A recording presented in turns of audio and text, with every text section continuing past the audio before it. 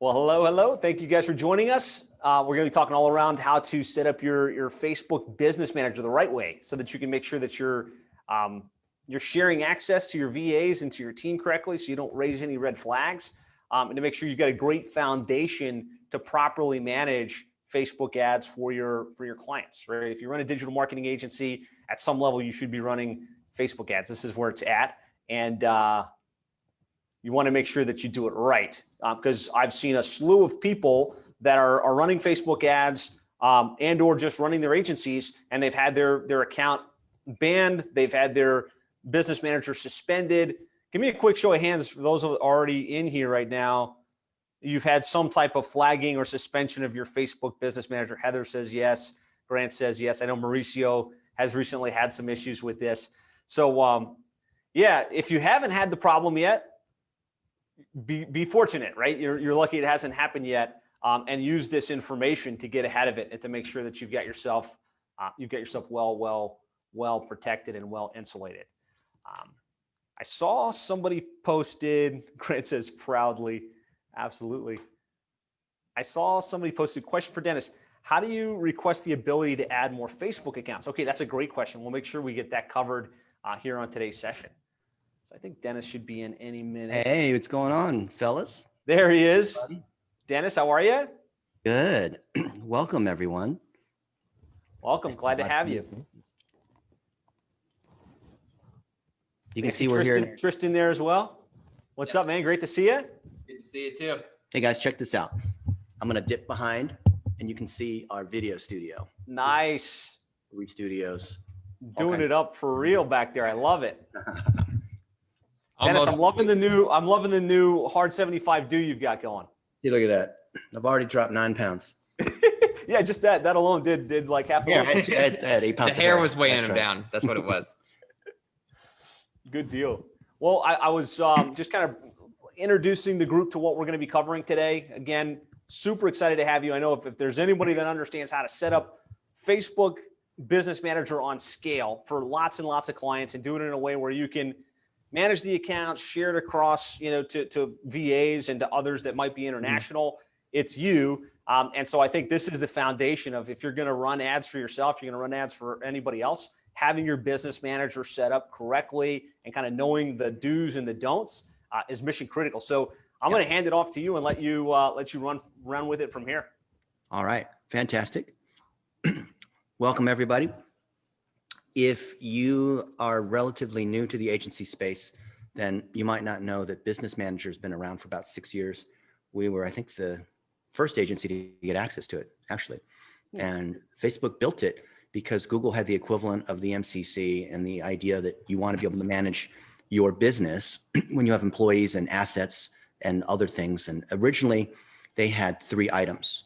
You had ads, ad accounts, you had pages, and you had apps. And then they started adding in other things, and it became more complicated. A lot of people didn't like it.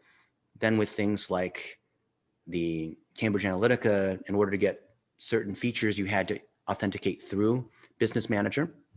And now if you're an agency, you have to use Business Manager. And a lot of people in the last month or 2 have been forced to learn new things about Business Manager because they've had their ad accounts disabled. They don't understand how access works. So today I want to cover some of the most common issues that people see with Business Manager. And because we have 90 minutes, towards the end, I want to cover advanced features because Business Manager is absolutely fantastic. And Tristan's going to cover a lot of those items and then join us along the way. I'm going to share my screen. If you have questions. And real quick, let's put that in the chat. Let's add in the chat, on a scale of 1 to 10, how confident are you in navigating Business Manager and understanding what Business Manager does? Let's open up the chat. Yeah. We got some 6s, we got some 7s, negative 100 says Ryan Davis, rock star with Facebook ads. Okay. Awesome. Okay. That's good. Have any of you guys seen our social media examiner trainings on Business Manager? We have 2 of them. One of them's basic and one's advanced. So that's a 3-hour training, but you have to have a membership through Social Media Marketing Society. Couple of no's coming in. Didn't know about that. Okay. Good to know. Okay. So if you guys want, send an email to operations@cairorevenue.com and we'll give you the detailed training, which is more than we can cover right here, but we're going to cover as much as we can right here. right? Anything you want, anything you see us doing, operations@kairorevenue.com. Okay. Spelled just like phonetically revenue, the way it should be, right? There's no, Yep. Okay. Cairo is in chiropractor. Somebody yesterday tried to spell it as Cairo, Egypt. Cairo, yeah, not that kind of Cairo, right? Yeah. I actually just saw that one of our chiropractic friends, Dr. Brian McCarthy, just joined the call. Cool. Yeah. Awesome. Okay. And if any of this stuff doesn't make any sense, ask a question in the chat. I don't want to lose anybody, because if you aren't with us on the foundational components, you're going to miss us. All of this stuff we're talking about stacks. Okay. And there's just a lot of basic problems that people don't understand about Business Manager.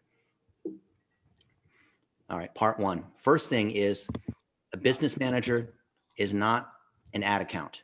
It's not a page. It's not a person. It's not a profile. Clients will say, oh, I gave you access to my ad account, or I gave you access. That they don't realize what they're giving you access to. They don't understand the difference between a page and a profile. Often clients, as you know, if you don't have a clear onboarding process, they're going to give you their login to Facebook. Don't do that, right? You guys know, don't do that. To preempt that, you need to give them something that we call an access checklist. If you would like to see our access checklist, or put your name on it and substitute your Business Manager ID, substitute your Twitter ID, substitute all these other ways where people can give you access, we're happy to give it to you, give you a free license to reskin it as you want. And we've had hundreds of agencies do that, and it'll save you a lot of time, because you're not getting paid for onboarding. In fact, it wastes a lot of time, especially if you're going through VAs, and then clients are wondering, like, it's been 2 weeks, how come we haven't started running? Well, you haven't given us the right access. We don't have access to your Google Analytics. We don't have access to your Tag Manager. If it's a new client, then you want to run everything through Google Tag Manager, and then you can control all the tags, and you can control access to the Google and Facebook assets. So it's called a Business Manager because it is helping you as an agency manage your agency business using the intermediate layer of people that have different levels of access, these permissions down here that go across all these other assets. And we'll talk about that in just a moment. The client could have a business manager. We do recommend it, and you need to have a business manager. That might seem kind of weird. We'll explain that in a moment. If you are a small People agency, are asking about how they would get that checklist. Same thing, email or? You want. Yep. Send it to operations@kairorevenue.com. And if we have some time, I'll walk through it. The summary on that, and by the way, don't miss this. This is absolutely critical.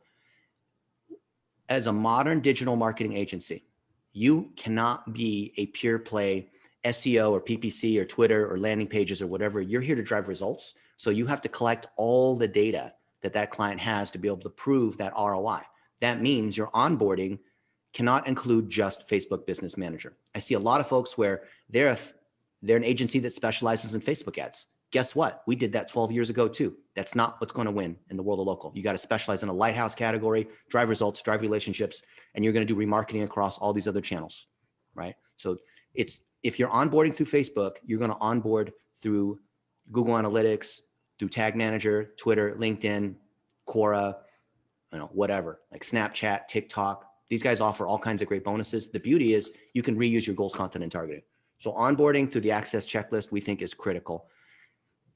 What we used to say is that Business Manager wasn't really required if you were a small business and it was just you and you own some kind of Soho business. But if you're an agency, you now have to have Business Manager, even though there's an extra layer of complexity and it causes you to need to maybe hire VA or build in more processes. If you're a big company, then you might have multiple business managers.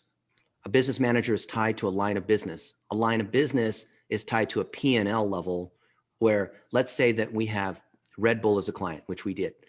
Then there's Red Bull North America, Red Bull Germany, Red Bull whatnot. And so if those are different operating companies with different bank accounts, then you're going to have different business managers. Often if there's a different budget, it could be 50-50 on whether you want another business manager or not. So this only comes into play if you have a bigger company. If you have a client that has multiple products, that doesn't mean you should have multiple business managers, okay? Don't go crazy setting up a ton of business managers. Shortly, we're gonna log into our business manager. You're gonna see how much access we have, especially agency level access across other business managers and other accounts. It can appear confusing, but the key here is that the line of business is what defines P&L accountability, as in the actual financial results of that company. You might have a holding company that's a client. For example, we had Viacom as a client, and they're the parent company of Nickelodeon, Country Music, MTV, BET. So those were all separate business managers that rolled up into the agency parent. Okay. If any of you guys are working with really large accounts, let me know and we can go into more detail on how that works. The line of business is critical when you set up attribution reporting. Attribution reporting is available only inside Business Manager. You cannot get that through looking at your ads or general analytics, or like a lot of people are like, oh, I'm already looking at my attribution. No, you're not. By definition, all of that is last click, right? If you really want to assign attribution, which is based on a data model, A, you're choosing what data is in there. B, you're choosing what allocation model you have. That's only available inside Business Manager. That item has been renamed like 5 different times over the last 5 or 6 years. I think it's currently still called attribution. And by the time you watch this, if you're watching on the replay, you might see a different name. I believe that attribution is going to be increasingly critical because things that you do on Facebook are going to show up in other ways, especially as cookies die in the next couple of years. If you guys want to talk more about attribution, we'll do that at the end. There are 5 levels of access for each of these main kinds of assets.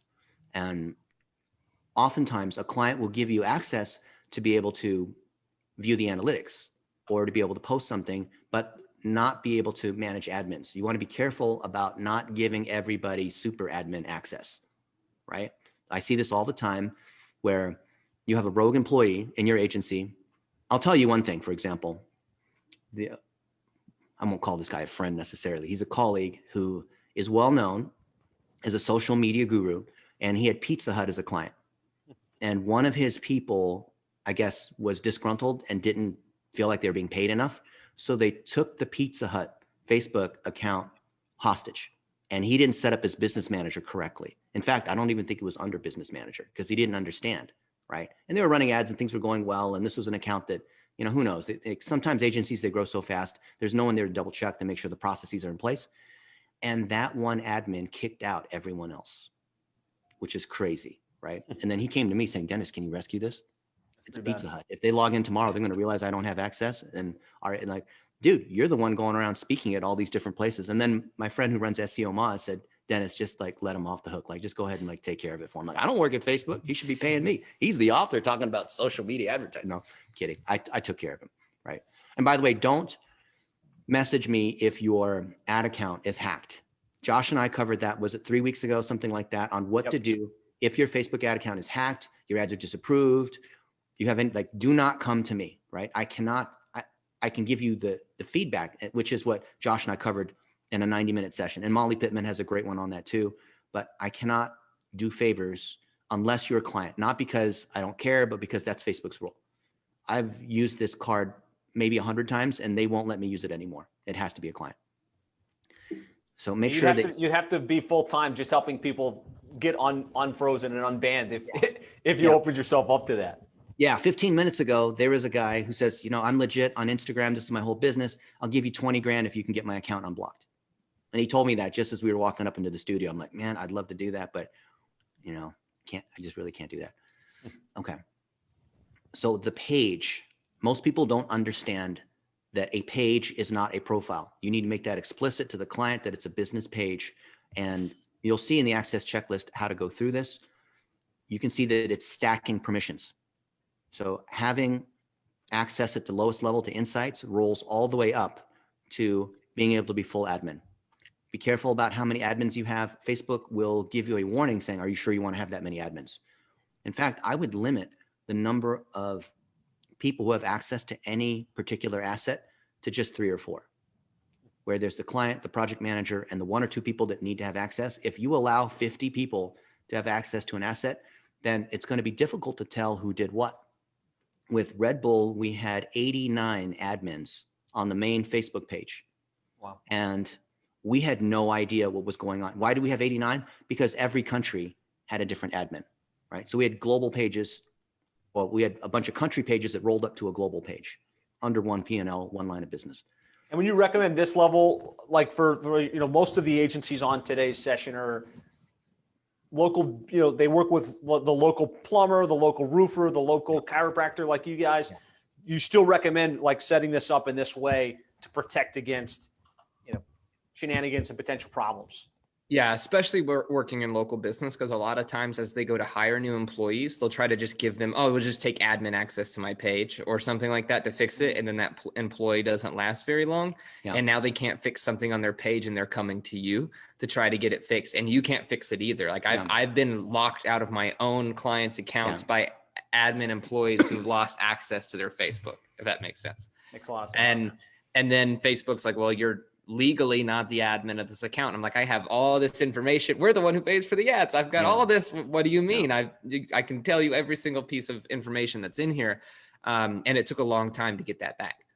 The more people that have admin or access to any assets or a business manager, the higher your risk of getting in trouble. Because if any one account is in trouble for doing something where they get hacked or phished, that could potentially create a cascade where it takes down that page, that ad account, and pretty much everything in that business manager. Because it's the same rule. You guys know what I'm talking about? You see it happen all the time. It's the same rule that Google applies, where they see you're guilty until proven innocent. So now look at it from the perspective of Google or Facebook, where you can buy a fresh Facebook ad account or a fresh business manager account for, $50, I think is the going rate right now, right? And so they just burn through these things. They'll burn a couple $1,000s of spend. And once that account gets shut down, they move to another one. So they're constantly looking at people that are spinning up new ad accounts. So think about how you can limit access so that as you get bigger, if you have more VAs and more people on your team, if any one of them is in trouble because they get phished or because they get whatever, they just need to leave because they're not behaving properly, don't let it take down your whole system. So never allow for just one admin, but don't have like 3 or 4 admins on any particular asset. Always have a backup. In fact, in any role in your business, always have a backup. So if Josh Nelson's not around, right, he's got someone else who can come in. If Tristan's not around, if you're not around, any particular person always has a backup. That's the same reason you're going to have 2 admins. So there's the access checklist we talked about. There's a link, which is probably hard to, I can click on it. You can see. The access checklist is how you obviate against problems before they happen. And here we say, look, here's all the places that we want to get access to so they understand that we are driving results. And we say, look, here's the access checklist. Here we're explaining how it works, explaining why we need it, how the access checklist ties into everything else that we're doing because we're going to run ads, we're going to tie in analytics. Here's a 1-pager of all these other items. And here's some optional items, which if they want to do, great. But for sure, we want Facebook and Google, right? All driven by Tag Manager, all tied together, auto-linked. And we literally go step by step saying, click here, click here, click here, type in the business manager ID. And this thing goes on page after page after page. And you might think that this is a great step up from manually walking people through this because it's like, look, there's this whole thing. Clients will say, dang, these guys really have their act together. See, here's this whole thing. But what I'll tell you is that a lot of clients, they just don't want to mess with it. So you need to have people on your team that can literally sit with them on the phone and click with them together because they just, I'm a plumber, I'm a dentist, and this whole thing, like, no, literally, like, here it is. Click on number 2 and 3 and 4. Like, literally, here's what you do. Here's how you give us access. But it does, just because you often need to walk people through it doesn't mean you shouldn't have this process, because either way, you're going to go back to this process. You guys follow me? Absolutely. This is great. Okay. Oh, somehow we went to the wrong deck. This deck. Okay. So we don't want to, as as agency owners, we don't want to have to touch things like access or setting up different sorts of accounts, whether it's ad accounts or whatnot. We want to delegate it all to the VAs or whoever your onboarding team is. And that's why we drive everything through process. Never allow anything to be done that doesn't have a clear process on it. How many of you guys are working with Facebook locations? You might have like in this case, Ashley Home Store as the parent, and then you have lots of locations, right? I'd like to hear in the comments, how many of you guys are dealing with locations? And then we can talk in more detail about how you set this up inside Business Manager. Things like the bulk import list, just like you would on Google. Like, let us know, because we can spend more time on this, but we can spend the whole session just on this. Yeah, Ryan says, I've done it before, not too often. First I've heard of Decision Mail League. Well, I think most of the people on here work with individual businesses and individual entities for the most part. Okay. See, Sherry's asking how to get the checklist. If you send the email to operations@Cairo Revenue, they'll share it with you. Yeah. I'll just say one thing. For those of you that are working with franchises, or you're working with a parent company, like a central marketing group that has O&O, owned and operated locations, you're going to need to set up Facebook locations, and you need to have access to the main page, which then allows you to associate things like offline revenue and things like, check-ins. So you can do things like per visit reporting. Ryan's asking if you recommend having separate, like if you recommend having separate locations or separate pages for each of their separate locations. You're going to use the locations tool and put all locations under that one parent page. If you don't have access to the parent page, then you either need to beg and be real nice and whine and be super friendly to the IT and marketing people until they eventually trust you, or you need to set up another business manager, which is really not cool. I have a whole deck that Facebook made just for us on Facebook location and how to get around this issue. If you're working in a franchise situation or somebody that has 20 restaurants or something like that, but there's an internal politics where they just don't want to give you access or whatnot. And I don't want to go into all that right now, but just know that multiple locations need to roll up to a central page, the central brand page, right? You see that's the Ashley Home Store. And then we have one for each of the locations, right? And they make it easy to upload these locations. And if you don't have those locations, it's going to be tough for you to measure a full ROI. Certainly you can measure, leads and calls and all that sort of, texting, but you want to measure people coming into the store too. And you want to measure offline revenue. All right. We said there's 3 kinds of assets that are tied back to Business Manager: pages, ads, and apps. Any of you guys using apps? If you're not, we're going to skip apps and talk about just pages and ads. I'm going to assume no, but let me know. Predominantly not apps, I would guess. Okay. Pages and ads. Yeah. And oftentimes they'll give you access to the page, but not the ads account. Or maybe as part of your process, you build an ads account for them. Or they give you one, but not the other. So you need an access checklist. So it's very clear. I need this level of access to the page, and I need this level of access to the ads account. Just stop that problem before it ever becomes this back and forth. I want to know just in the chat, just so that Tristan and I can get a sense of where you guys are. How many folks struggle with the onboarding of clients? Or it's not as efficient, or what's the biggest issue you have with onboarding new clients? Help me understand. Yes. Malik says, I do. Working on it. Yes. Yeah, a lot of people struggle with how do you gather the details? How do you gain the accesses? It is definitely now starting to stream in with a lot of yeses. Okay, good. I figured. Yeah. And we've done this webinar, who knows how many times over the last 3 years. And I just wanted to take a pulse check. This is still a major issue. And by the way, Facebook Business Manager is not going away. So don't think that, you don't need to know this. You need to know. We've done tons of training with GoDaddy, and GoDaddy's got a ton of small businesses. And even their head of social was saying, you can even, go to YouTube and see her and I arguing about this. And it was Heather Dobson. And she said, no, businesses shouldn't use Business Manager because it's too confusing. It's too hard. They put in their page and their ad account, and now disappears. It didn't disappear. It's inside your Business Manager. All the access is controlled inside Business Manager. The lines of credit, the primary page, the owner, the other roles are all controlled inside Business Manager, not personally. One of my friends, I'll just tell you his name, Nate Stevens, he sold Yodel for $300 million. Oh, wow. He's number one guy in local, right? He recently had an issue. I can talk about it because he's a testimonial for us, where he hired a contractor to do Facebook ads. And this guy was running ads under his own personal Facebook ad account. It wasn't tied to Business Manager. Have any of you guys dealt with that nightmare before? You understand why that's a nightmare? You understand why this thing has to be inside Business Manager? Because then you can't get access to this thing, right? And even worse, it could be under another business manager. And this may happen if you're taking over stuff from another agency and they're playing hide and go seek with you. Once an asset is transferred into a business manager, it cannot be unlinked. Do you guys know that, right?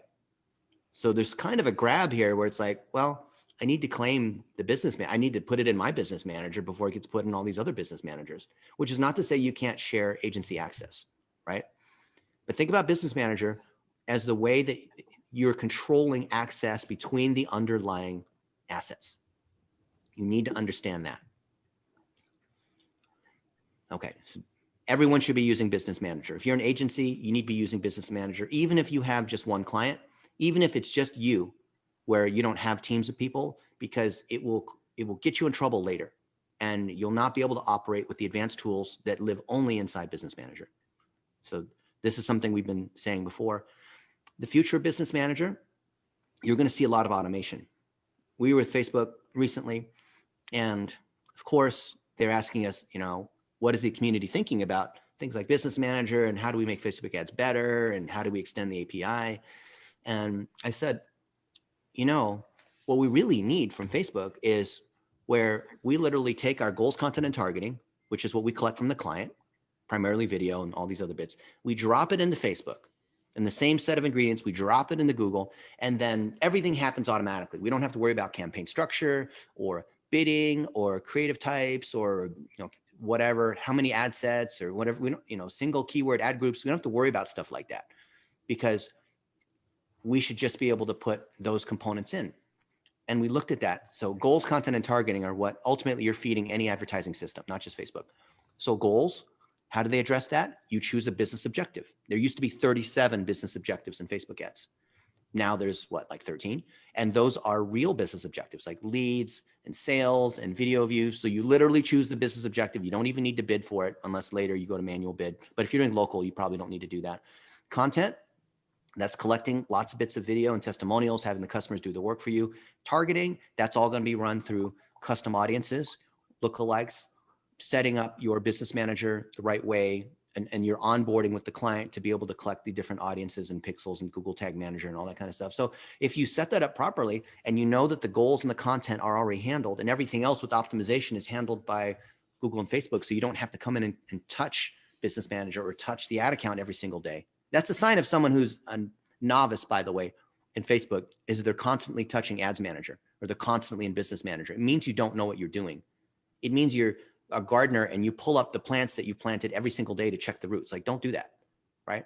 This is something that we laugh about at Facebook, which is kind of mean, but that's how you tell. You need to trust this. It doesn't mean you're never allowed to make changes, right? But people who make too many campaigns and make too many ads, it's a sign of them not knowing what they're doing, not that they're being really sophisticated.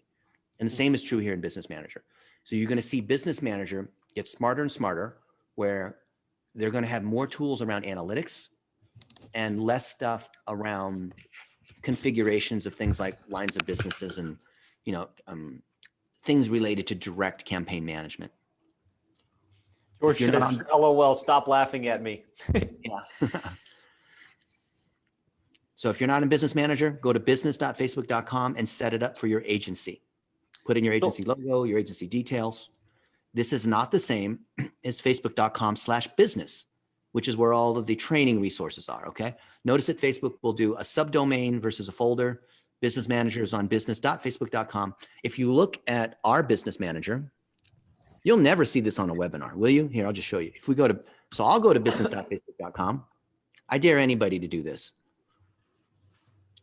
Now we're under You're about to see behind the curtain, guys. That's right. Oh, look, we've got 336 ad accounts, 497 pages, and 55 people, right? I can also access these business managers here. Why do we have so many business managers? Because some of these guys require access through theirs, but we'll still have access here. Now remember, inside Business Manager, by the way, they change these things all the time. So the navigation is, can be really frustrating. But often you go to what used to be the hamburger menu and you'll see, why is this thing not loading? See, I'm going to go back to the old Facebook. You used to give you the option to be able to go back to the old Facebook. Which feature are you looking for? Yeah, business settings, so you can see all the people. Okay. Now remember, we said that Business Manager is allocating different levels of access to different people. You're never going to see this in another webinar. This is what's really useful. Watch what's going on here. So we have all these different people that have access. And if we look at me, for example, here's different pages and ad accounts and apps that I have access to, including sharing like pixels and this kind of thing. And in terms of the underlying counts, we said that there are pages and ad accounts and groups. I can assign access from here, or I can assign access from the people. Not one is better than the other. Just know that if you're onboarding new employees in your agency, then you don't want to just mass add them to every single page and ad account. Because it's really easy to come here to people and say, I'm going to add a new person and say, you know, Josh Nelson. Don't just give that person admin access. No offense, Josh. Yeah, none taken. So let me employee, and then I go to the next step. So there's 2 more steps. I'm going to assign the different pages and what level of access, and then I'm going to assign what ad accounts and what level of access. Okay. And you'll need to do some pruning because you may find that there were people that were on your team that worked for you a year ago that they still have access.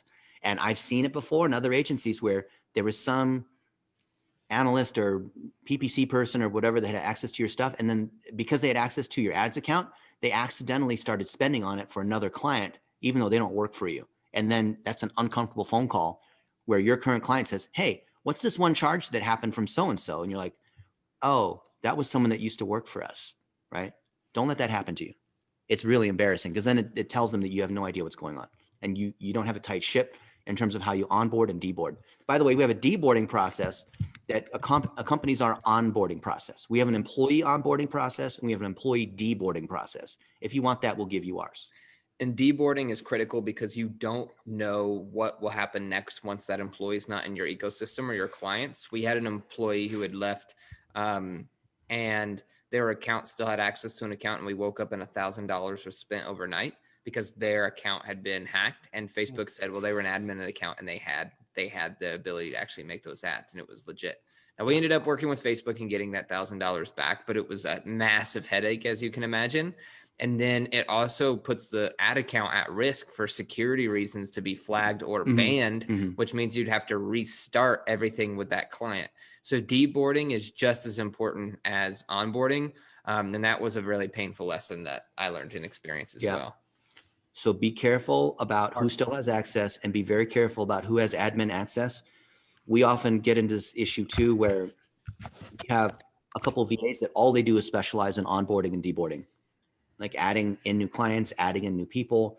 And sometimes they don't follow directions and they just give everybody admin, or someone unknowingly or without malintent, one of the new employees will say, hey, can you just give me admin across everything? And then our VA, who doesn't really know any better, but wants to be cooperative, is like, sure, right? And the answer needs to be, no, you cannot have access, right? You need to, because it can damage the company, because if you get phished or hacked, and I think there's going to be, and I'd love to hear, you know, what Josh or Tristan or other folks here have to say, but I think there's going to be a lot more banning of ad accounts, a lot more frustration, a lot more issues where, you know, Facebook disapproved my ad. Dude, the robot disapproved you. It wasn't some human. It wasn't like Mark Zuckerberg personally hates you. You know why it's going to increase more? It's because Sheryl Sandberg said 5 years ago that the growth of Facebook and their ability to handle operations is going to be done programmatically, meaning they're going to do it by making the AI smarter as opposed to hiring account managers and people that you can talk to. That's why we all have a different experience with Google versus Facebook, right? So easy to have a Google rep versus Facebook. Facebook is going to be increasingly harder to talk to because when you look at GSO is Global Sales Organization. That's the 6,000 people that are in sales. They don't want to hire more account managers. And the people that they do have that are looking at ads and looking at bad content are there because it is government mandated for them to look at, you know, hate speech or political manipulation. Like they have to do that because Congress is all over them. But in terms of ad approval and disapproval, they have a knob where I've literally talked to Facebook engineers about this. Not the policy team people, because those are hard to get to, but they said, yeah, we adjust the algorithm to when sometimes we adjust it a little bit too far and it's just auto, you know, banning accounts and automatically, you know, turning ads off and rejecting things. So if anything, this might mean that you need to be more careful about who has access, more careful about the number of ads that you make. And I also believe, and Facebook disagrees with me, okay? This is one point we completely disagree on. So you can decide who you want to believe. My opinion is we should use the organic algorithm to determine what has high engagement. And if it's a winner, we can boost that post, or we can reuse that post ID in an engagement ad, right? And they say, don't boost posts because, and I'm like, you have a blue boost post button on every single post. What the heck are you talking about? Well, then it's going through I'm giving you their side. it goes through 2 levels of filter where you can possibly just disapproved. A, organically, you could get in trouble and be flagged. B, the ad system on top of that could also flag you for violating policy. Yeah, that's true. But they're going to auto flag you for stuff anyway. And if you want to get to a point of being on a progressive whitelist, then, which is what Josh and I talked about last time. So the better your behavior, Facebook starts giving you more and more room to be able to do stuff. So that's called a progressive whitelist. We were the only Facebook ad account in history to ever have a full whitelist 12 years ago, meaning that we could run any ad we want and it completely bypassed any kind of approval process. Why? Because they didn't even have an approval process back then. And if you want to secure your business manager, I see a lot of people asking a question and they're all like feeding back into each other. We'll answer that just in a second. You really need to stay up to date with every new policy that Facebook has, because when an ad gets rejected, which will happen sometimes just automatically, you can submit those to Facebook to say, you know, what the policy is and that you believe it's within policy. And as they update things, you might have an ad that's been running for a while that gets turned off. So you're able to be aware of those policy changes. Yeah. The question that has been asked and a lot of people have asked is, if we have a messy business manager now, is it best to start from scratch or try to fix up things? And it depends on what you mean by messy. If it's disorganized or admin access, you can change all that today. Yeah. You can remove certain accesses, take people down from admin to editor. You can do all that right now. There's no need to really start from scratch and then have to get access to all your clients again or anything like that. Yeah. You can clean up the access in a matter of minutes. Yeah. Like lots of outdated pages and stuff, just remove them from your access. Yeah. Just remove them. Yeah. It's no big deal. Just like with Google, you want to be able to have an aged set of accounts. So the more history you have, the less likely they're going to ding you. Remember, 95% of all the ads, of all the content is run through an algo filter that determines whether this is something that could be bad. They just don't have enough humans to look at every single ad that's being submitted. I will give Facebook the benefit of the doubt by saying, look, the number of ads being created on Google is much, much lower because Google tends to be, search driven. So it's set it and forget it. Facebook has created the idea that you have to constantly create more content. So it's not exactly fair to compare Google and Facebook because it's just the amount of ads being created on Facebook and the average ad spend so much lower. Just financially, it doesn't make any sense. So they have to actually automate most of these items. So don't do things that are going to get you caught. Definitely read up, like Tristan said, on Facebook ads policy. I read that thing every month. And it's actually well written. It's not some legalistic document. It's actually kind of fun. It's not hard to understand. They actually make it very simple. They show pictures and guides. Like you can show it to your clients, because sometimes clients ask us, well, I want to do this. And I'll just be like, Facebook policy. Yeah. Like you can't. I'm sorry. I can't. And I'm not going to try. I'm not even going to risk it. So if you're worrying about whether you should make a new business manager, most of the time, 90+% of the time, you're going to keep the existing business manager you have.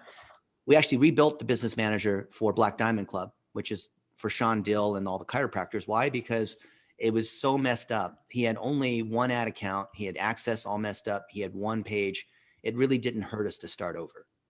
But I'd like to keep, just like any of you guys have an aged Google account, maybe it's like 10 years old, and you have some keywords that are just dominating. And no matter who tries to come in and compete against you on those keywords, they can't, what we call, shake you out of the tree because you're still there, right? It doesn't matter how high they bid. They just can't, your quality score is aged so high, they just can't get you. Right? Your account quality score, which they don't tell you, is so high, right?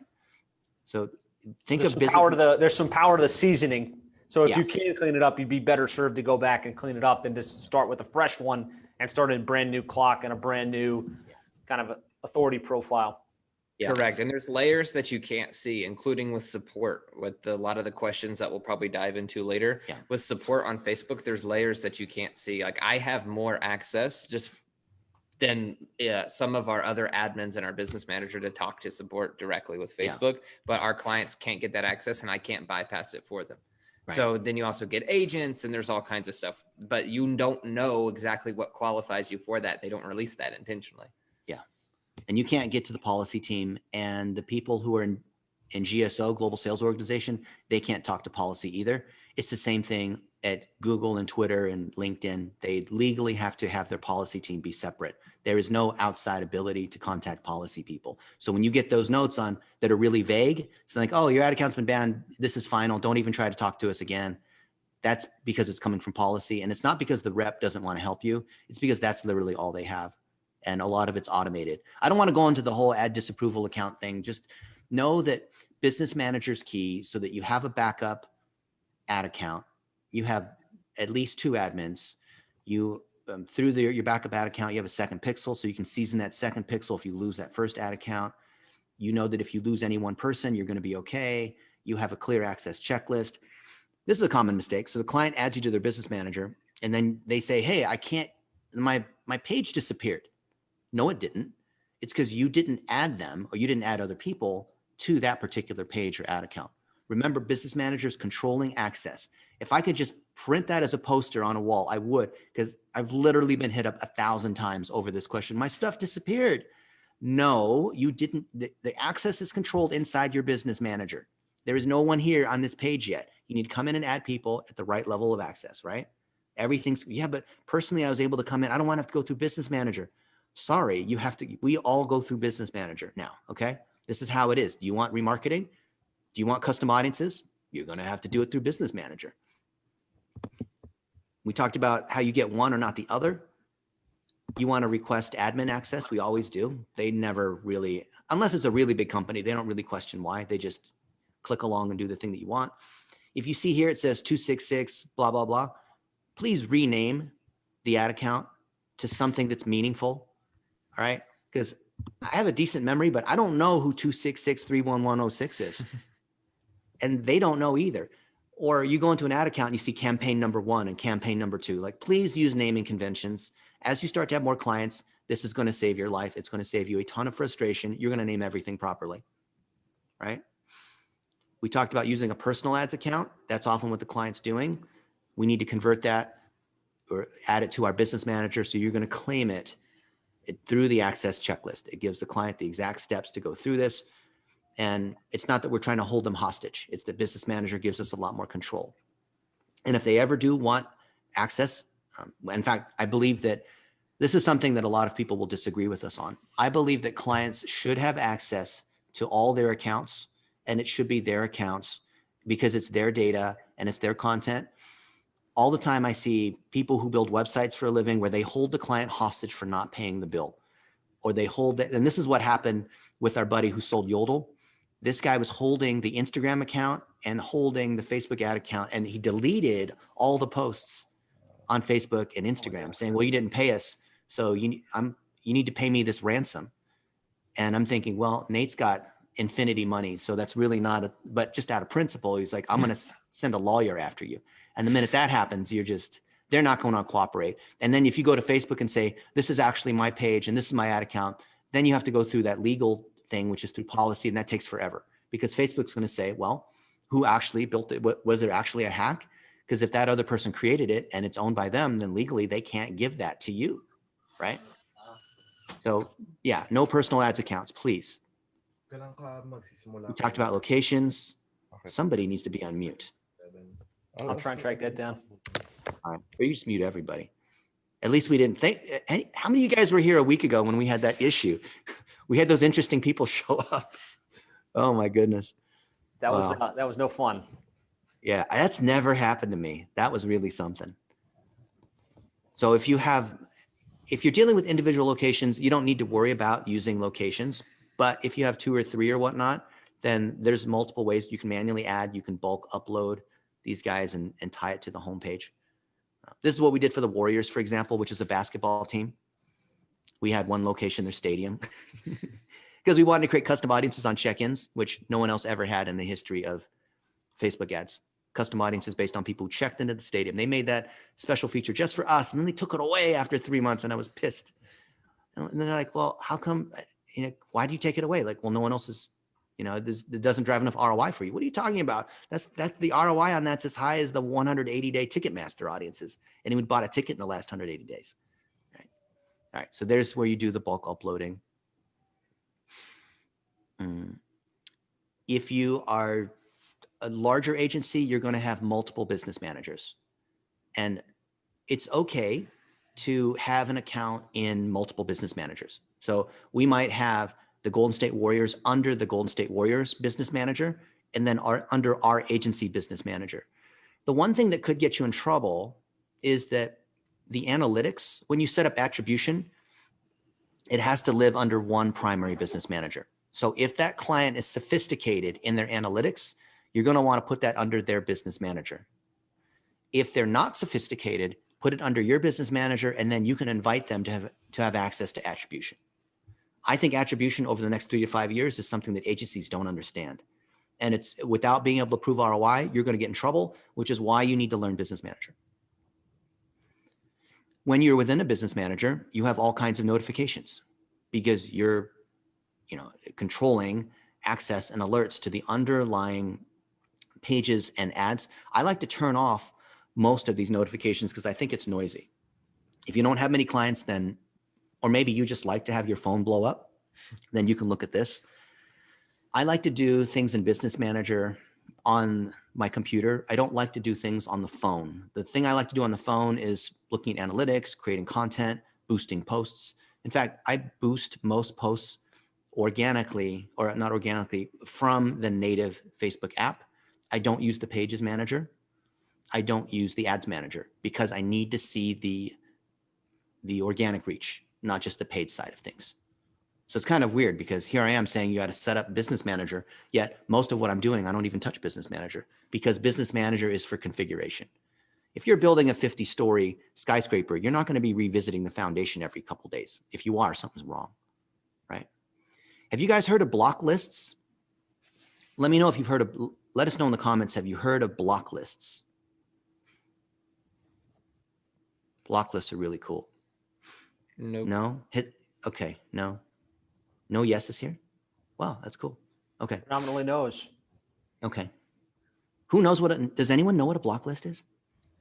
Bueller? Nope. So you can block, a lot of people think block lists are people that you've banned from your page or your group.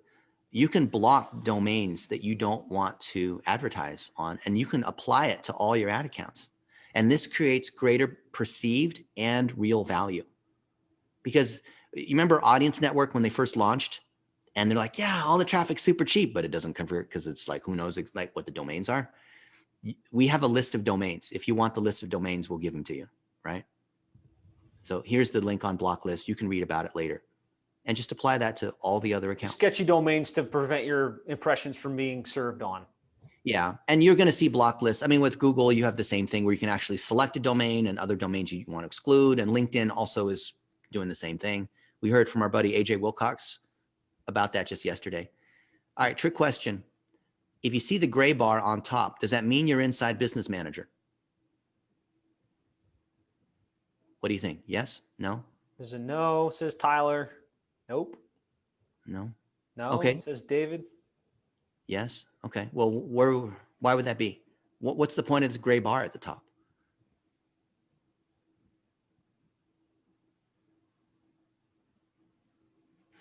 Okay. So the screenshot we're looking at now, am I inside Business Manager? Yes or no?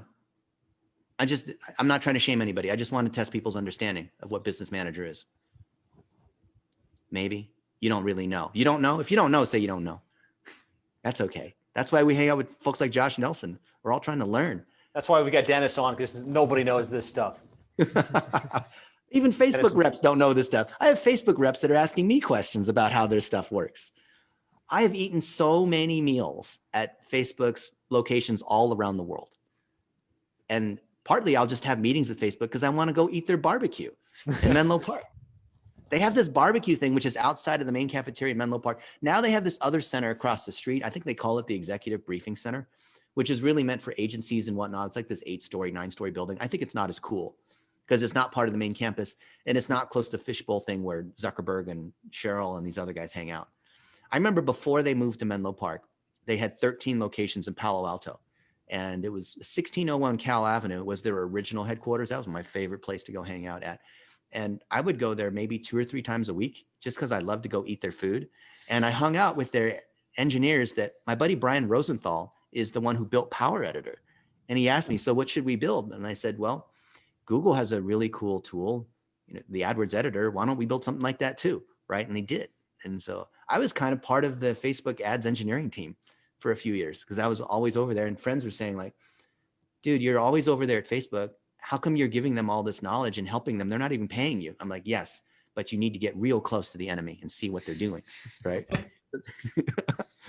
So, and I had some cred because I worked at a search engine, so people kind of knew who I was.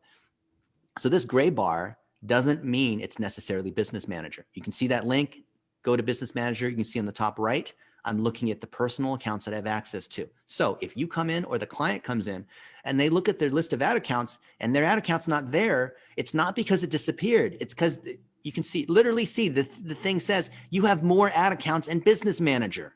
Go to business manager. All the access is controlled inside business manager. I know I'm sort of like yelling at you guys because you can see I've said this like hundreds of times. Okay. So just get your access set up properly. All right. George Rerat. Oh, George, I know George from like 10 years ago. Isn't that right? No barbecue, 75 days hard. Love your George Rerat went to one of our first, because we hold these 3-day workshops. I think back then it was 5 days, 5 full days of Dennis trying to overload your brain. And on one day we went into the database and we were learning how to write SQL because I thought everyone should learn how to do engineering. 5 days. Yeah. George, let us know. When was that? That was like 7 years ago? How many years ago was that? Okay. So let's go to, by the way, how are you guys feeling about business manager so far? Now I want to start to go deep. We've covered the fundamentals. I want to start to go deep into all the things inside business manager and tell you what they are and why they're important. Scale of 1 to 10 again. Scale of 1 to 10 again. Where are you guys at? How do you feel? 1, 5, 5. They're more confused than they were at the beginning. Oh, no. David's feeling better. Definitely less confident, somebody said. But we have a lot of 7s and 8s still. Sometimes I think what's happening is you don't know what you don't know. And like you start to show the complex and you're like, wow, I didn't realize I know less than I thought, right? Which creates an opportunity to learn, right? Awareness precedes change. Exactly. And to the people who are saying maybe feeling less confident, that's why you guys, I'm sure there'll be a recording of this, Josh, right? There's going to be a recording. There's these access checklists. We just need you to understand the structure and the strategy of why you have to do this. It's for the protection of your agency and your clients. So that way everything is set up properly. And we haven't even taken a deep dive into like, ad account views or audience insights or anything like that.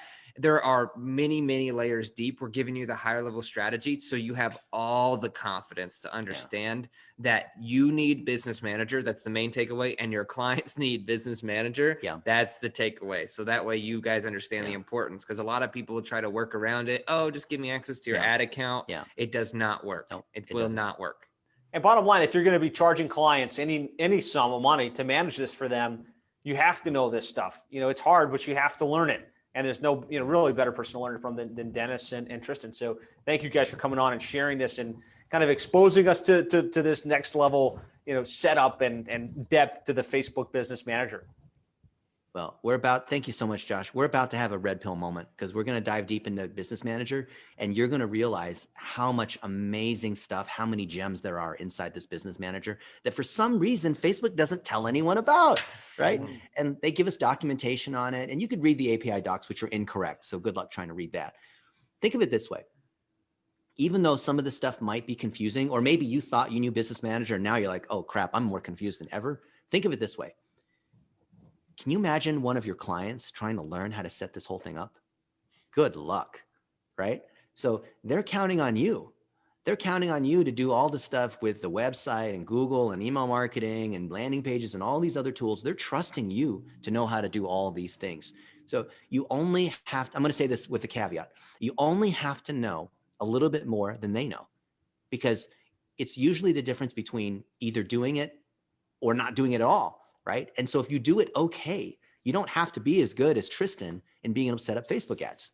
But if you do an okay job and you get the basics, that's okay. And that's why if you're not a member of 7-figure agency, you need to be here and constantly learn.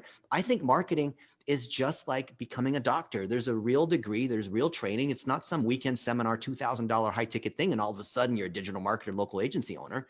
There's actually stuff you have to learn how to do. If you want to be a pilot, you have to learn how to, you got to go to flight school and there's things you have to learn. Imagine if you walk into the cockpit for the first time and there's all those knobs and you're like, I don't want to fly this airplane. I don't know which knob to pull, right? You know what I'm talking about? You look at the cockpit, you don't even know which thing to pull, which knob to turn.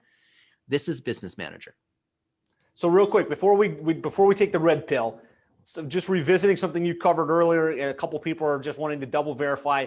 If the client doesn't have Business Manager, you need to create one for them first and then get access to it. I guess as Don Franklin is asking, and a couple plus ones like, yes, I need to know the answer to that. Yes. Yes. You want to put their assets under it as well. That way they have their business manager, their assets, they're scalable and secure as well. And you know that that access is limited and layered, like we covered the different layers of access for their protection and for yours. Because if they're trying to run all this through a personal account and they're not using and then they have like, for some reason, somebody like says that they put hate speech on a comment, not that any of your comments are out, their clients are out there putting hate speech on a comment. Right. But if that were to happen for whatever reason and their personal account gets banned, what happens to those assets? Done. Who's going to get access to that if they're the only admin? Right. It has to be in there and inside the business manager. Yeah. So in the access checklist, that's a mouthful. You want to help them by letting them know here's the steps they need to go through. But if they just don't want to do it, give them white glove service. Like build it into your pricing where you're going to set up all these accounts under their name. The key is not who is setting up the accounts. The key is who owns these assets. I firmly believe ethically, and thank you, Dr. Laura, that you need to have the client own that. You need to tell them in like a client bill of rights that, hey, we're your digital agency. We're here to drive you more leads and sales and all that, but the assets are yours. And that way we can never hold you hostage. We're fully transparent about the data. There's a lot of that. We want to be transparent about our process. This is how we do things. And if any of it's confusing, happy to have a chat about that. But when you trust your mechanic, like an honest mechanic to fix your car, that's what's going on here. The mechanic's not going to say, I'm not going to show you how I'm fixing the transmission because that's a secret. Right. I went to the secret school, 7 secrets to how to, fix a transmission. We should do that. You're just one transmission away, Am I hitting too close? Am I offending people by saying that? Just move on. Just move on. Okay. Just move on. Okay. There are things like ad limits per page. Initially, you might only get 500. And as you start to spend more money, they're going to raise the number of ads that you can create. Most of you guys are never going to hit that limit. So why do they do this? Because remember, what Facebook is primarily designing their system around is spammers. They're not designing it to hurt us. We are getting hurt accidentally because we do some things that look like something a spammer would do. So if your ad account gets disabled and you start logging in through other accounts and you start creating more ad accounts under the same IP address, using the same phone number and credit card and all that kind of stuff, they're going to mark you as a spammer because that's what a spammer would do, right? So it's you need to understand Business Manager and what Facebook's doing. Know that 99% of what's happening is protection against spammers that are doing not very nice things. I had lunch with Mark Zuckerberg and he was pissed at me because I ran a whole bunch. If you guys remember Who is a Crush on You and What's Your IQ, those ads that were run, most of those were run through our ad server. I made millions of dollars doing that, which was not illegal. It was completely ethical. They were just, or, guns, people kill people, not gun, whatever it is. Like I ran the ad server. So technically they weren't my ads. I can make all kinds of excuses, right? But I had lunch with him to discuss this and he was pissed at me. And he said, Dennis, do you know the amount of engineering effort we are putting to defend against the things that you're doing against our system, where you're trying to find holes in our system, is preventing us from helping these small business advertisers. And it's preventing us from building more features that we need to be able to help businesses be able to succeed. And I think at that time he had only 7 engineers on the ads platform. Now they have an army, right? This is like 12 years ago or something. This was when it was easy to reach Mark Zuckerberg. Now it's hard. Now he's got like $20 million of security and you can't get to him. But back then it was easy to get to him and he knew who I was. He doesn't like me. But I said, Mark, if you weren't clear on your platform policy and if you didn't work closely with people in the community like us, you wouldn't understand what you need to protect against. So certainly we are here as good guys building good systems. We're out there training. Like you can see, I've been out there training for a long time. You can find articles from me from 20 years ago, right? But you need to protect against this. You need to build stronger bonds with people who are trying to use your system the right way. I think I mentioned last time that we created some automation where we would just spin up 1,000 ads a minute and put a dollar against them. And the system was so dumb that it would just give us free inventory as it was learning. It wouldn't realize we were literally submitting the same ad 1,000 times over and over and over again. And folks like Marin and Kenshu that were doing automated ads, they did the same thing unknowingly, that they were spamming the system. So people that are not educated in how to use the system unintentionally become spammers. They're inadvertent spammers, and they're going to inadvertently get hurt by the algorithm. So that's why this is important, right? So when you create too many ads, I'm not saying like, be careful, don't make more than 3 or 4 ads. But if you make more and more ads, if you make 20 ads all at once and they're all similar, you could get all of them auto banned at the same time. And it's not that there's a certain number of ads. It's not like, oh, once you have 5 ads that are disapproved, then you get banned. There's no fixed number because it's all based on a weighting system. But just be careful about doing things in bulk. I think that'll get you in trouble here. So they put these limits in place because these spammers will come in and make 5,000 ads. They have a fresh ad account. They'll just go like crazy. And so you have these, this is an example of progressive whitelisting. So initially you can make maybe 100 ads. And then once you're, good behavior for a few months, you can do 500 ads, right? 1,000 ads. Like this one's Ashley Home Store, 5,000 ads. You can see we have 600 ads, nowhere near the 5,000 ads we're allowed to have, right? Yep. This is where the $1 a day strategy came from. All right. Let's go a little further. Do you want to talk about insights, or do you want to go deeper into business manager? Yeah, sure. Let's get another scale of 1 to 10. How many of you guys are using Facebook Audience Insights on a scale of 1 to 10, or knowledgeable on how to use Facebook Audience Insights? 2, 2, 1, 8, 9, 8, 8, 8. Okay, 3, 1, 2. Negative 1,000, 0. Okay, so majority less than 5 right now. Majority less than 5. So especially in the local business world, Audience Insights are an amazing tool that you guys can use to not only look at the content, but look at the audiences that your teams, let me see this actually. Yeah, okay. That your clients and teams are using. So inside the new update, you can go in here into audiences. And you can also, that's actually custom audiences. You can go down here to analyze and report and go into Audience Insights, and you can start to actually see what Facebook has available to you. Why isn't this loading? I know it's slow. Just let it come. Yeah. Okay. Clicking it like 1,000 times. It's never treat a computer that way. I still get the impatient clicks. Yeah. Audiences and Audience Insights are not the same thing, guys. Correct. And so for us in the local world, the most important thing for our local clients to know is the popular people at the party in the local area. A lot of times when you work with another local business, they think, well, like this is the best restaurant, or this is the best place I can do business with, or this is who has my audience, but they don't actually know who that is. So what I like to do when I start to work with a new local business, as I start to put in their core clients and their audience insights to see the most liked pages and the content that are on those pages to do potential business with them. And so when you're in the business manager, you can teach your clients these kinds of things, or you can do it yourself, but you can get all kinds of information. But one thing you want to make sure you do when you're inside of there is you're in the right ad account, because it's going to score what's called an affinity score. If we were to like pull up an audience, which I'm not going to go all the way into right now, and you guys can get lots of training from this on Facebook. We're not going to dive super deep into that. But you can pull up your client's account, and it's going to give you an affinity score and other scores of how well your content or page would do against their audience. So the example that I like to use is I work with a lot of chiropractors, and they love families that are in their 30s to 50s.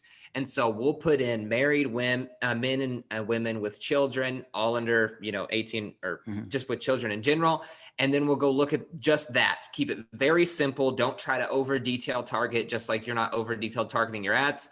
And you can look at the most liked pages in the area.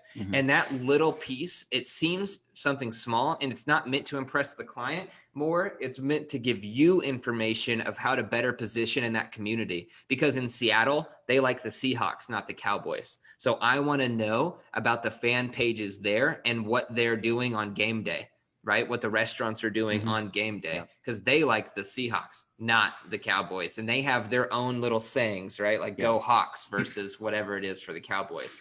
Or that local restaurant or bakery, they have their own specials or deals. Patriots, both teams sucks.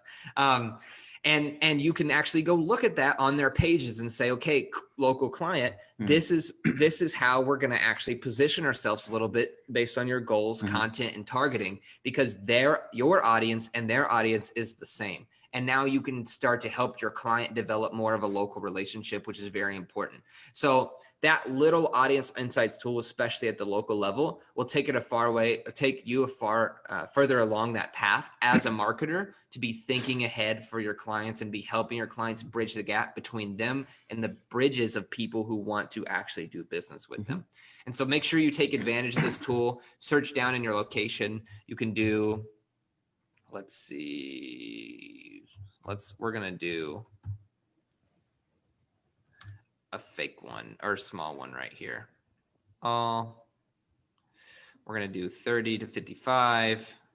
Just keep it simple. It's a pretty basic audience. Not connected to any pages, connections, interest. I think I can do married here.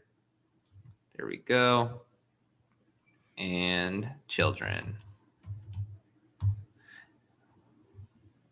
Married with children. Oh, it's going to pull up shows, connections, pages. I haven't done this in like a week, so I can't get past this. You could serve past interest, but it doesn't matter. It's close enough. It's already going to be so small. Yeah. Advanced relationship status. There we go. Work, education. So down here, politics, right? So one thing with Facebook policies is their politics right now. That's why you see so much happening with the changes. And then you want to go into a different account. Like this would actually be one of our clients' accounts. It would not be Corrective Chiropractic. I'm not going to scroll through all these accounts, and you're going to be able to get a list of information here, which is not populating at the moment. It's too small.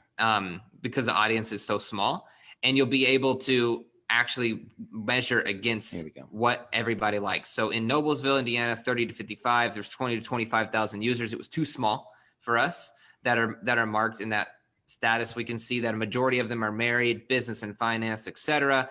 But we can go over here to page likes to see the top pages that they like. And it's almost always going to be schools at the top until you start going into grocery stores or you start going into coffee shops, and you can start to now pull up these pages and see what do they do differently that their core audience is going to like. What are the schools that they can do deals with? Because you're not going to know more about their local community than them.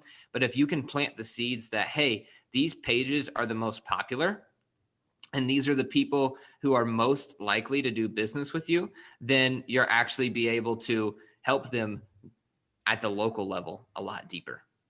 So we can actually pull up this page. Now we can go through their content. We're not going to do all that today, but you guys can see exactly what I'm talking about. So that's one small tool inside of Facebook Business Manager. We'll go back to the slides, but if you were to go back, you can see inside of Business Manager that there are countless tabs in here. And what I would challenge you guys to do is to first set up your business manager properly based off the access checklist and based off the information we covered today, and then go click on these tabs, because Facebook has like, what is audience insights? And you can click and learn it from them. You don't have to learn it from me or even from Dennis. You can just click every button. It's like when you buy a new video game and you go through every single menu and you're trying to figure out how to play the game, or when you get Monopoly for the first time and you read the instructions on how to play. Guys, Facebook wants you to succeed. They don't want you to fail. So when you set up your business manager properly, go in there and click every single button. Go in there and click every single question mark from Facebook to get prompted on the information, and you'll come out with a lot more knowledge of the ecosystem and how it works. But don't dive in too much of the tactical things. The audience insights is just one small tactical tool you can use to help local audiences. Yep. Man, let's see if I can get to, we've got so many in here. Good stuff. Thanks for breaking that down, Tristan. That was great. No problem. You can see we've got a bunch of these. Let's see, which is the one I want to pull in? I got so many. I want to show the analytics and how the using the event. Maybe I'll have to do that in another section, but I'm going to show how if you configure the events manager properly, and Facebook's created something called an event source group.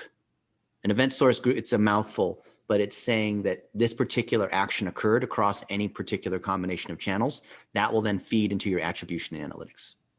which is a whole nother, we should probably dedicate a whole section to talk about analytics. So when you think about analytics, you might think of Google Analytics, but when you put that pixel, that Facebook pixel on the site, they're collecting web analytics too and calculating referrals that are going to give you a different view than Google, because Facebook has what they call people-based analytics. People-based analytics is saying that we're tracking people as they go between devices, and Google doesn't really do that. They like sort of do that because their view is that the cookie is the user.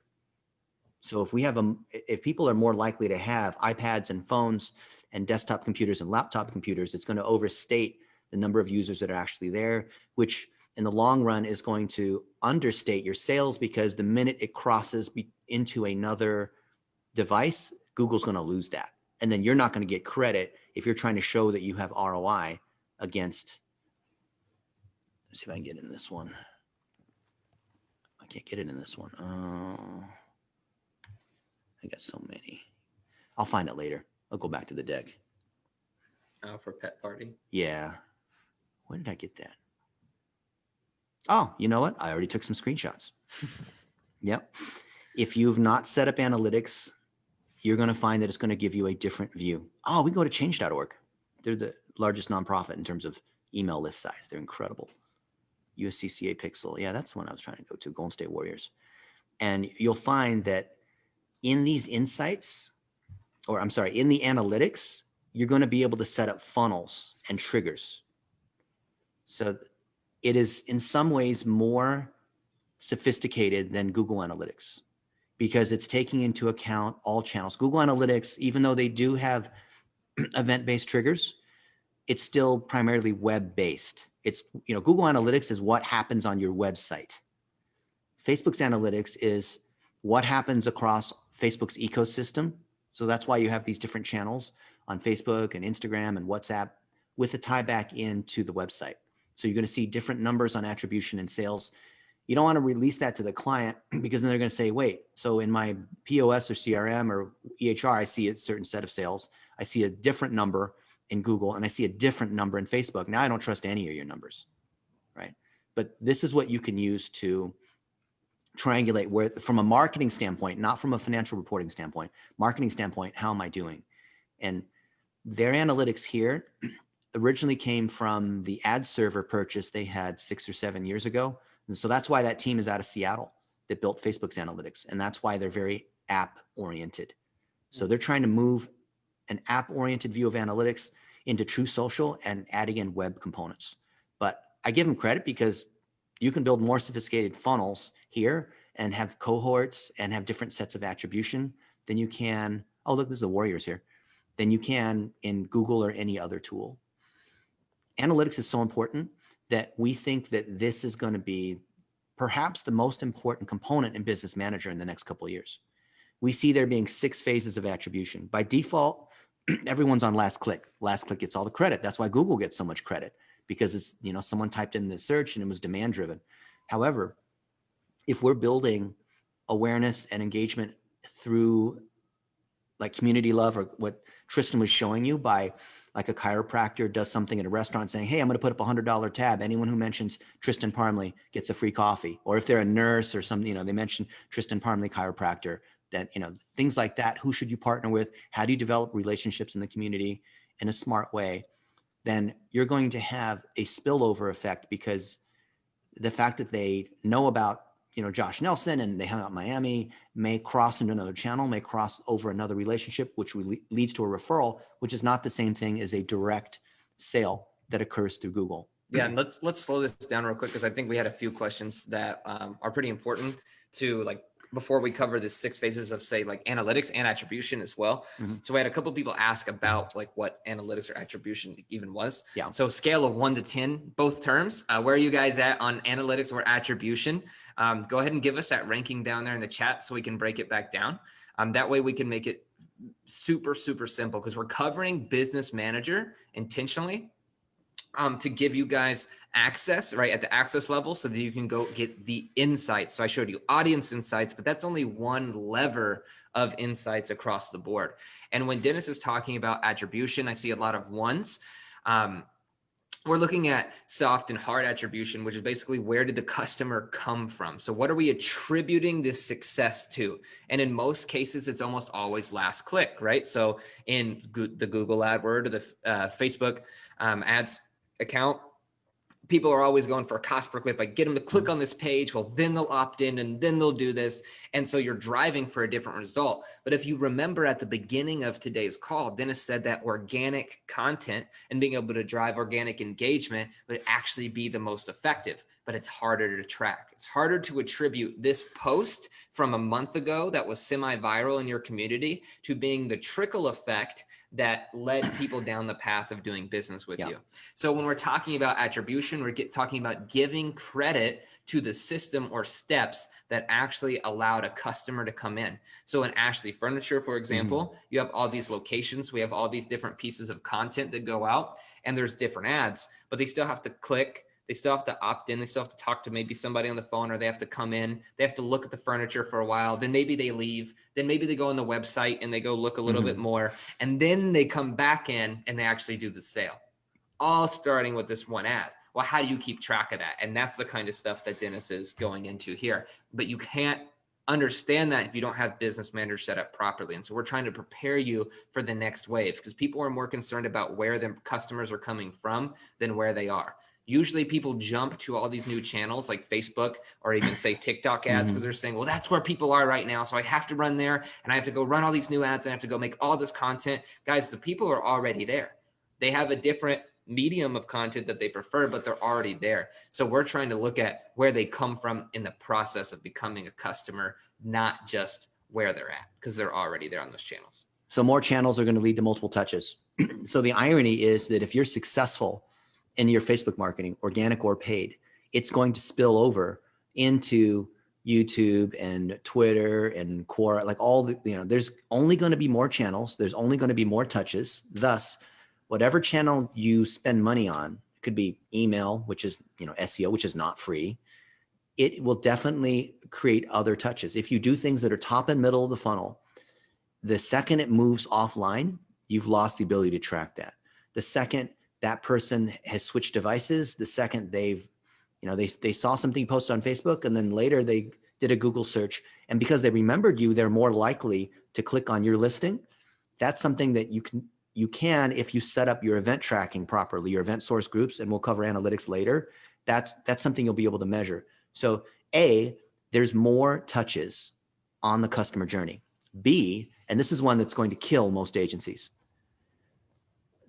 some people will just call or they will come into the store. And thus it's not that they will watch our videos and they will click on a landing page and they'll fill out a form and do the traditional digital marketing dance. They literally, it'll be a referral. They will skip all of that. Yeah. And so that's why inside Business Manager, you've got to configure things like offline conversions. When we set this up for Ashley Furniture initially, our ROI was about, ROAS was, I think, like a 7 or 8, which is okay. So that was as good as their TV or radio or other traditional media, above the line media. But then when we started putting in offline conversions, ROAS shot up to a 21. Wow. Because there were people, and I'll show you if you guys want to see, I'll show you the data. And the thing is that if you don't send those signals back to Facebook, their system can't adjust for you. So the stuff we're telling you is not just some, theoretical thing on what we think you need to eventually do. Here, I'll show you. Now here, these are literally the ads that we were running. All these different views, some of the, automated rules. That's also inside Business Manager. You can set up rules that will say if the cost per engagement is above this, then turn it off. Or if the CPA is good, spend more money or send a notification. Or you don't have to touch your ads all the time because you can literally set up a rule. There's automated rules there. Do you see that inside Business Manager? Anyway, that wasn't what I wanted to talk about. Here, look, we've got tons of It comes back to the main point that Business Manager is a massive tool that you guys have to adapt to using pretty much almost every day in the agency world as a business manager, as you move your clients in and out and your teams in and out to actually run ads and get the most out of it. And they will always be improving business manager for people like us as agency owners, because we are the ones who drive the results. The business owners do not know what they're doing, and the platforms cannot help them get there without business manager. And it's our responsibility to use it properly. So look at this. Here are ads that we've been running using our 1-minute video technique, which you guys should definitely, if you want the course on 1-minute videos, just send that note to operations@cairorevenue.com and say 1-minute video, or say in the subject line, we love Josh Nelson, and then say in the body that you want the 1-minute video course or $1 a day course. We're just going to give it to you. No catch. But you can see here that we're literally showing what the ROI is on each of these ads that we're running. And when we were doing it based on standard attribution, which is by default last click. Some people are like, no, I can change the attribution. I have a 1/7 28-day click and I have a 1/7 28-day view. That's not attribution. That's the data window that you're using. Attribution is about what credit you assign. If there are multiple touches, then how do we, if there's 3 touches, they see our ad on Facebook, they see something on YouTube, and they click on a Google ad. How do we distribute that conversion across those 3 touches? Even, the last one gets all the credit, some sort of weighting mechanism based on time decay. I think there's 6 ways in Facebook's attribution to be able to allocate credit.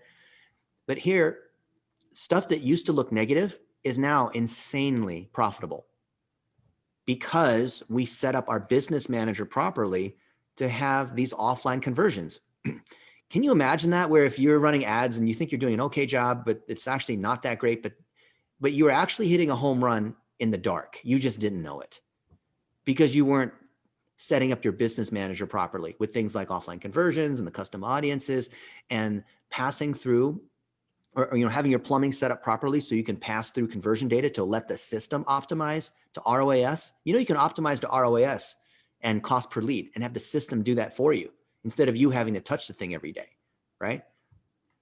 So look at how this changes things. Imagine you go into the client and you can say, yeah, it's not just we're trying to charge you some monthly retainer of a couple $1,000 a month, but you're basically getting us for free because we're driving you all these sales. So here's the sales that that you're driving, and then here's the combined cost. Here's our fee plus here's the ad spend, and here's your ROI, right?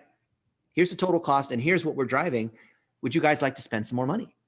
And the answer is yes. And it's not about, oh, their $1,500 fee is really high. They never think about your fee because you're leading with revenue, right? You're leading with leads and booked appointments and all this kind of stuff, right? And then you have the conversation with the client around, well, this guy who's a delivery guy, he's talking about how he delivers the furniture and carries it up the stairs or something like that, right? Well, wow, if this thing did so well, how do we get more of that? And now we're having the correct conversation, which is a business conversation about what do we need to do to drive more sales at a particular ROI or cost per lead threshold. Well, we need more videos of your delivery people because it seems like that's one that works really well.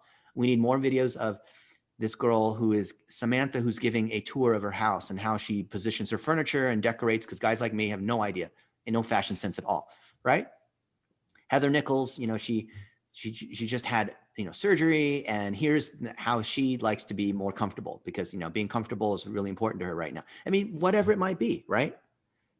As you start to tell what clients want is A, results, of course, but B, because they're not technically aware with all these things, nor do they want to be, you want to be able to give them things that help them understand the story, because they can really identify with the story of why this particular creative did well or not. And all of that goes back to setting up things properly inside Business Manager. So if you show them stats like this, you can say, look, here's how many clicks, and here's our CTR, and here's our CPC.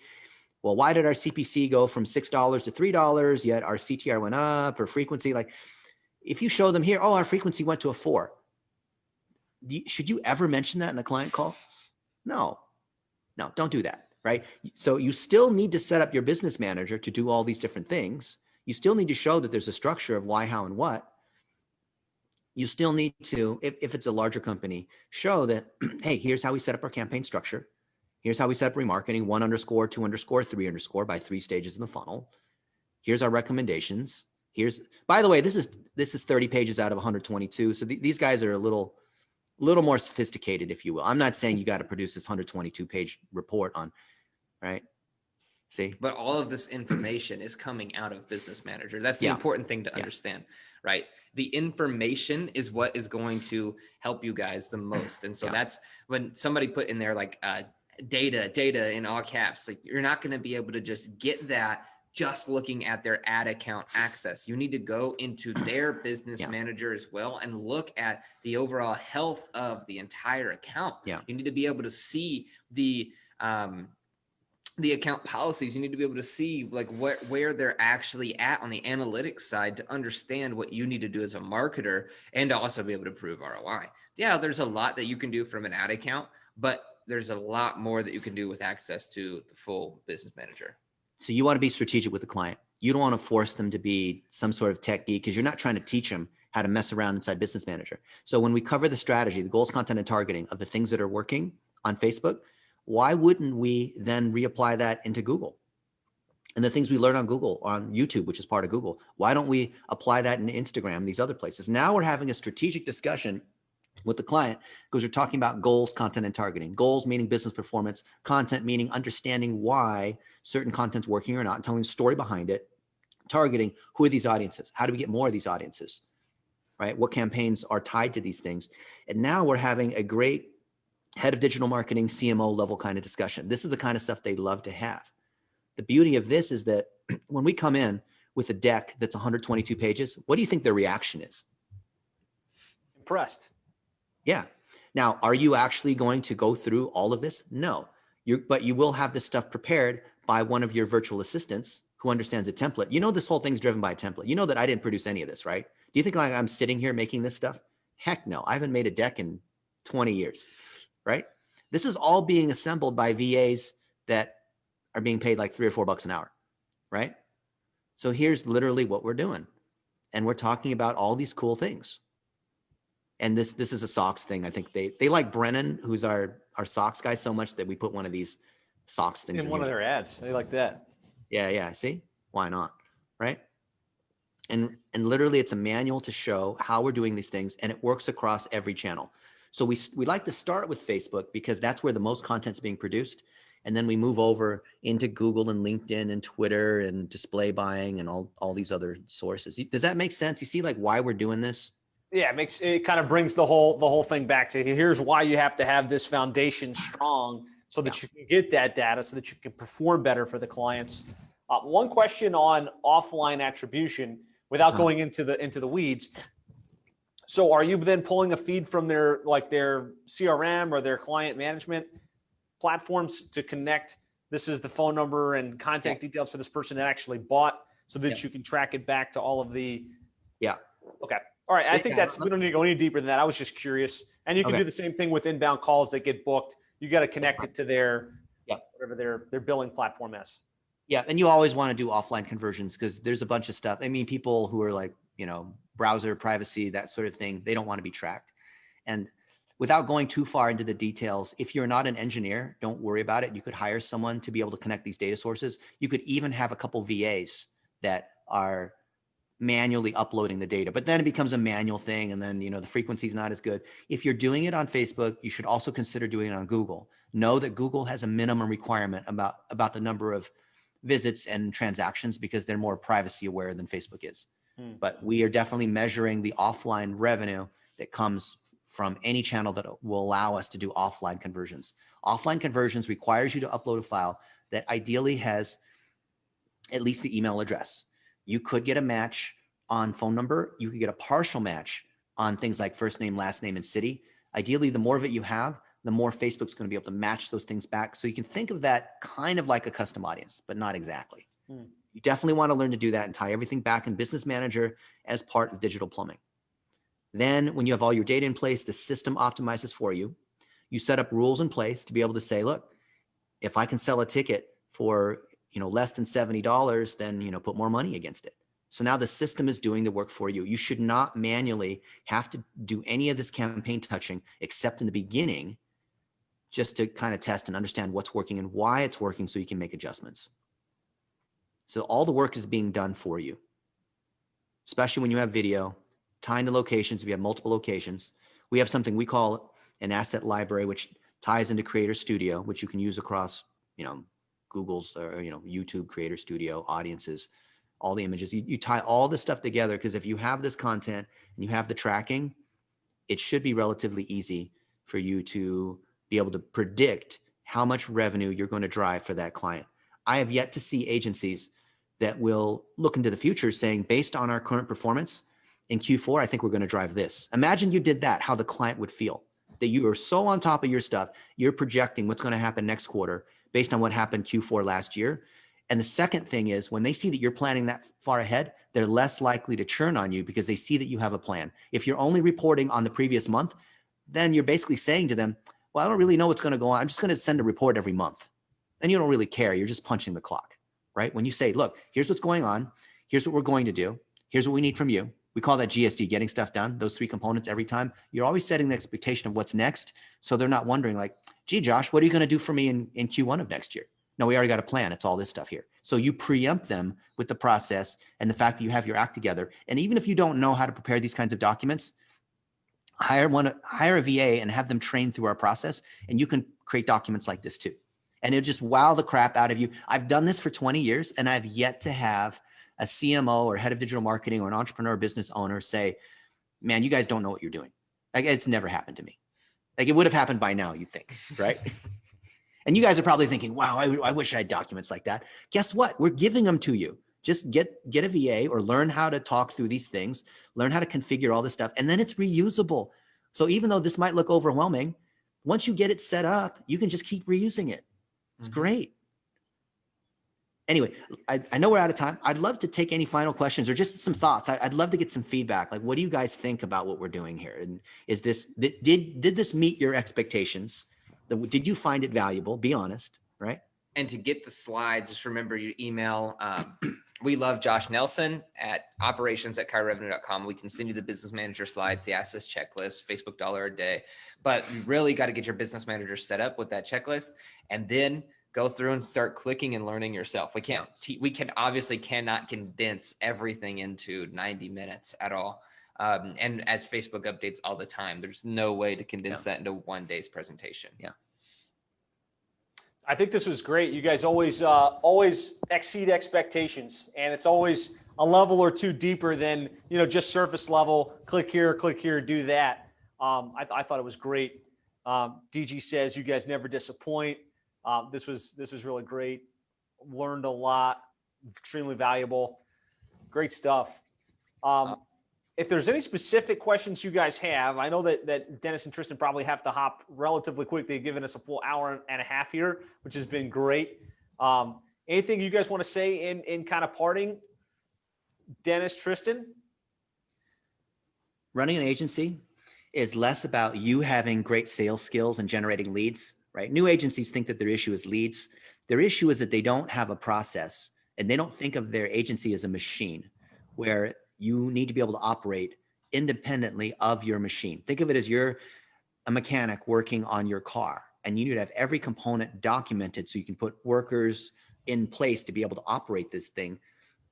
I want you to, if you're not already listening to Josh Nelson, and if you don't have his 7-figure agency book, it is the best structural book I have ever seen on digital agency marketing. And I have pretty much met everybody in the world of marketing agencies and how do you grow them.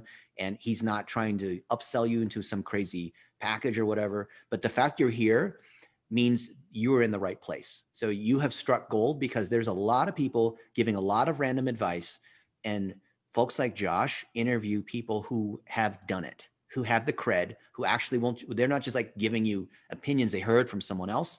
They're actually showing you, like we see here, here's how we actually have set this stuff up. You need to invest a third of your time, even as busy as you are, you need to invest a third of your time into keeping your knowledge current. Because if you decide you're so busy and then a year from now, your skills are back in 2018, you're dead. Okay. So find a way where you can delegate stuff out because you have a process, because you've documented, because you've saved time by setting up your access checklist, by getting business manager right. The time savings you generate, even though you're busy and you don't have the money to hire a bunch of VAs or whatever your reason is for not doing this, start to get efficiency. Of that extra efficiency, reinvest it in yourself.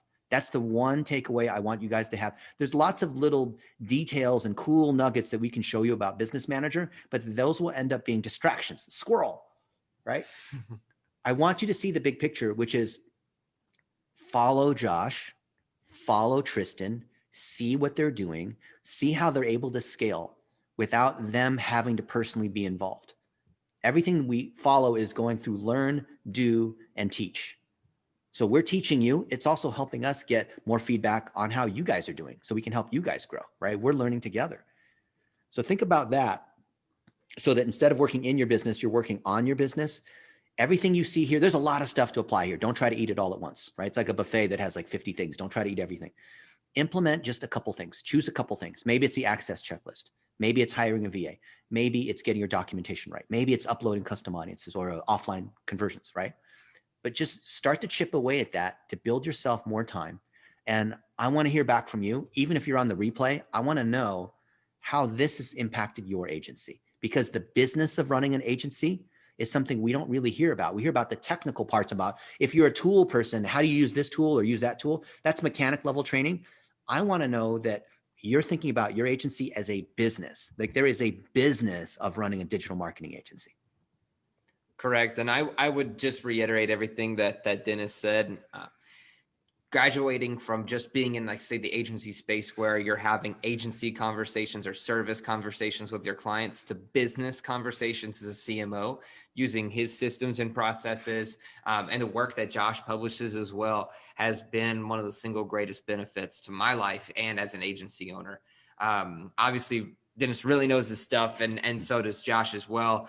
And I would just follow the processes and checklists. Like everything is there in the checklist. That's how I ended up where I'm at right now today, and how I'm here with Dennis is I went through the exact same checklists that we just presented today. And then I did them. And then I did the next checklist and the next checklist and the next, because there are processes that you can use in your own business to scale.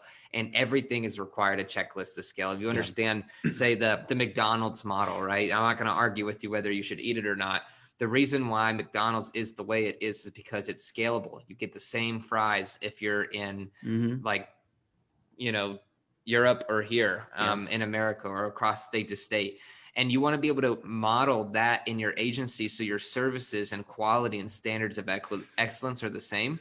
And so that's what we really try to cover and teach, is the strategies to make sure that's there, that you're protected as a business owner, not just an agency owner, but as an actual business owner helping everybody, and that you guys can grow.